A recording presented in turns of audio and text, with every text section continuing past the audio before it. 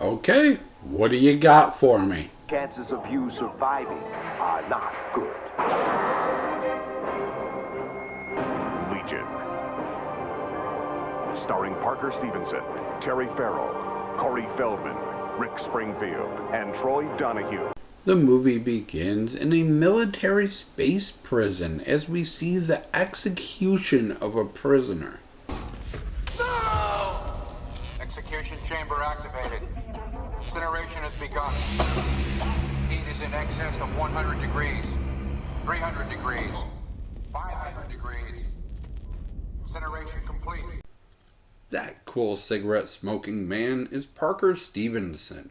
He escapes execution right into a room where the colonel wanted him to escape execution and join our group of criminals who are given one chance. You complete this mission, you will be allowed to go free. If you do not complete the mission, you will be executed. Your leader will be Terry Farrell, who played Dax on Deep Space Nine. Let's meet the rest of our crew. Bear with me as I try to quickly explain who everybody on this team is. Starting with Ingry Pants and Nipples McGee. Ingry Pants is a homicidal maniac who murdered a bunch of his team. Nipples McGee is a thief that stole government secrets. And joining them is Cory Feldman, who is a hacker. Rick Springfield, who's a demolitions expert that accidentally blew up his commanding officer because he told him to cut the red wire and didn't know he's colorblind. Up next is the doctor, who is fucking terrifying. She is literally Mingala. Did unnecessary surgery on enemy soldiers, with lethal results. 8 died. I am a soldier of God. I just acted on command. The Angel of Death is my superior officer. Then we have the pilot who tried to go AWOL, a stunt woman who killed her rapist, and asshole who is a rapist. Joined by our already mentioned Parker Stevenson, who refused to follow an order that would have gotten his entire team killed, and the only non-criminal, Terry Farrell, who's in charge of this ragtag group because she followed a order that did get her entire team killed. Their mission, if they choose to accept it, is to take over a enemy-occupied space outpost and wait for reinforcements to secure the location.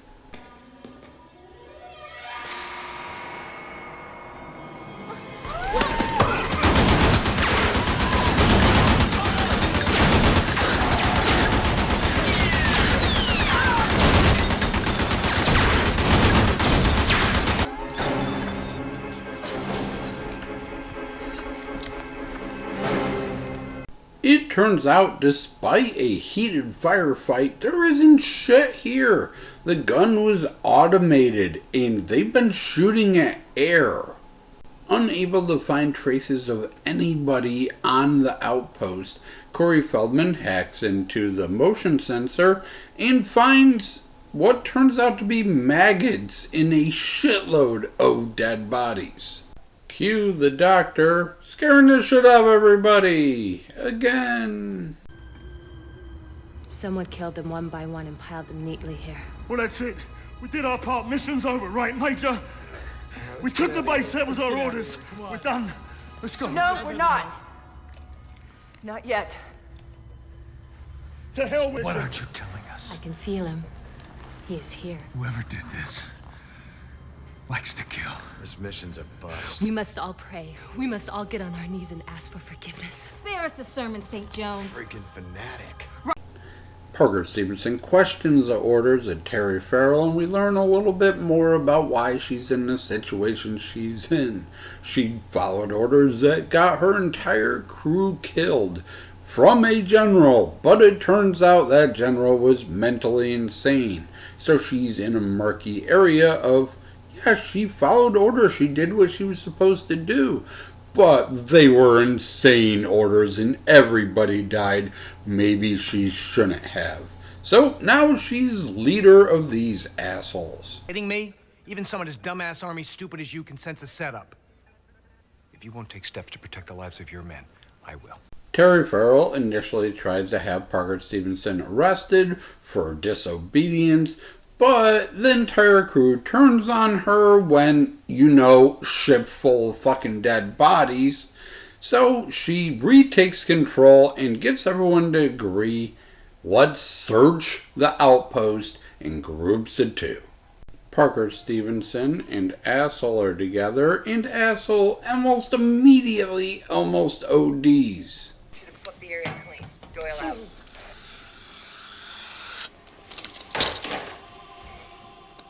I don't believe you. You picked the wrong time, Cutter.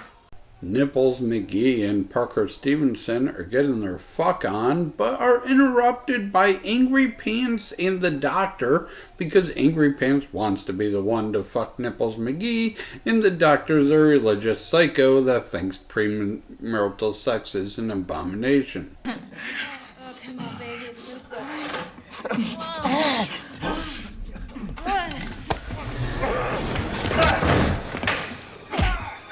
Jezebel. Let him go, Hands off me. I don't want to fight you. Ryan, you want to dance? Dance with me. Don't hit me again. Our crew is slowly picked off one at a time by this point. The first victim of our killer on board is Trevor Goddard, Asshole. Carlson had finished this week's barracks. I'm heading back to the med lab. Over. Got it, Aldridge. Out.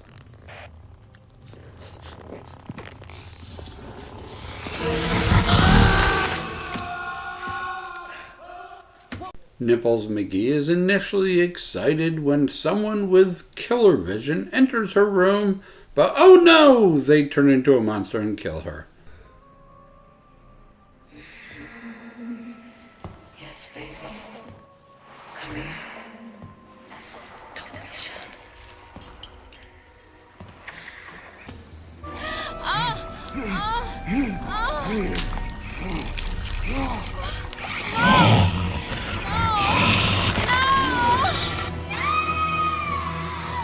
Acrobat puts up a good fight before her death.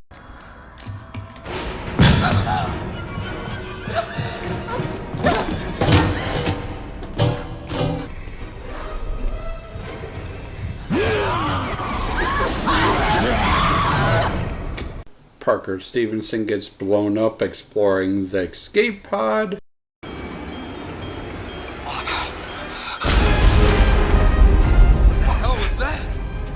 And this entire time they think it is Angry Pants, who we see hiding under stairs and shit, thinking that he tried to rape Nipples McGee and got mad and killed her.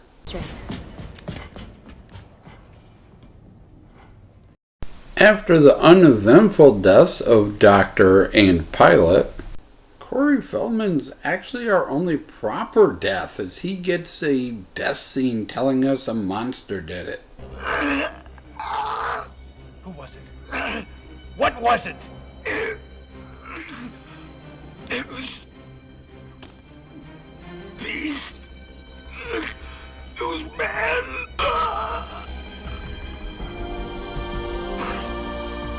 This means a showdown between our only 2 prisoners surviving, Parker Stevenson and Angry Pants. Aldridge, bloody murderer. I didn't kill anybody, I'm telling you. But maybe you did. I'm not taking any chances.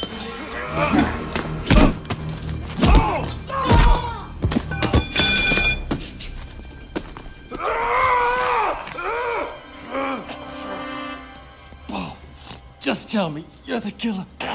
Angry Pants is able to convince Parker Stevenson he is not the bad guy and he wants to fight the real killer head to head.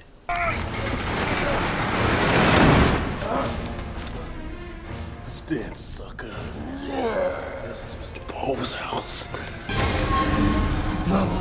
And dies like a fart in the wind. So who is the bad guy? Well, the key to solving this is Nipple McGee's horniness. She hit on Parker Stevenson. He said no. She doesn't want to fuck Angry Pants because he keeps trying to attack her. She's never talked to the pilot or Cory Feldman. So who's the one she actually wanted to have sex with this whole movie? Rick Springfield. Of course, Who wouldn't? He had actually faked his own death and is a lizard monster the whole time. I am the perfect soldier, more aggressive, more alert, more deadly. I am the perfect hunter. Armed with the weapons of man, but the instincts of the lizard, I do not hesitate to do what is necessary. Why kill your fellow soldiers? I am a destroyer. I am a good soldier. I follow orders. A good soldier does what he's told, and I was told to kill you all as I will now kill you, all wretch. Overall, despite the wide variety of actors in this movie and the Suicide Squad type plot of condemned prisoners fighting for the government to get their escape and all that sort of stuff, it's not very good, honestly. We did this before with a movie called Total Reality.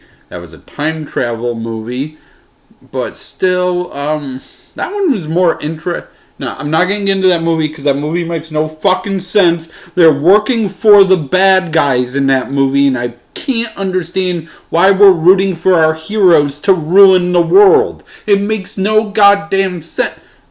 I'm not watching that movie today. I'm watching this movie. There's this urgency in the movie to figure out what's on these black boxes that are recording everything that our crew see. They all have implants that record what's happening to them. And it ends up not mattering. They mention it 20 times. Here's the countdown. We need to hold off until the black box, And then it's just like, oh, I got attacked by a monster. Well, Feldman already told us that, so it doesn't matter. Like, it ends up going nowhere. The deaths are bloodless, other than Feldman's, and a little spray on the wall from Angry Pants. We just get this yellow vision of everyone dying, and it's just not good. It's just not a very good movie. It's just not splashy enough, if that makes sense. I wish there was more to it. Our main characters are opposing opposites. We got, as I said, Terry Farrell, who followed orders that were insane. She never should have followed, but she did because she's a good soldier. And then we got Parker Stevenson, who failed to follow insane orders, and they both had the same results, but because he wasn't following orders, he's a criminal, and she was following orders, she gets to stay in the military. And the trailer for this fucking movie ruins the ending. I know I ruined the ending, but it shows them being only two left alive. Like, we don't know they're the main characters watching the movie until the trailer just tells us so. It's so dumb. Not only is it not a very good movie, I've done a pretty sufficient job of spoiling the entire thing. So yeah, don't watch this one. Actors for this, we've talked about most of the main actors. We also have the Doctor, is played by Audie England. She mostly does softcore porn, weirdly. She was in Red Shoe Diaries and a bunch of stuff like that. Like super softcore porn that you barely even see boobs type of stuff. The pilot was played by Richmond Arquette. Did you know there was another Arquette? I did not. He's been in 75 movies, most of which I've never heard of. In the ones I have heard of, he's minor roles like security guard or hot dog vendor and shit like that. Easton Eagle plays Angry Pants. He's been in like 12 things. No one has ever heard of any of them. Nipples McGee is played by Gretchen Palmer.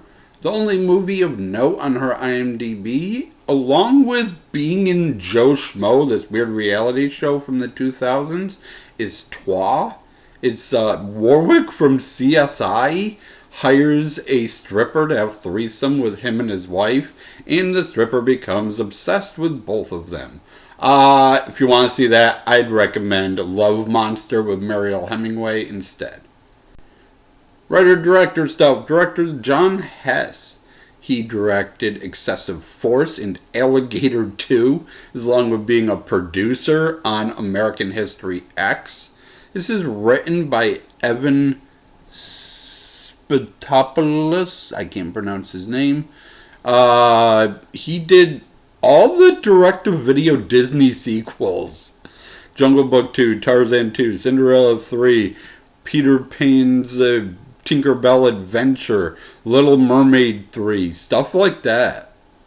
With story by Evie Nisher, who did the insane 1984 version of She, which is one of the first movies I did clips for on this channel because it was too insane to describe with words.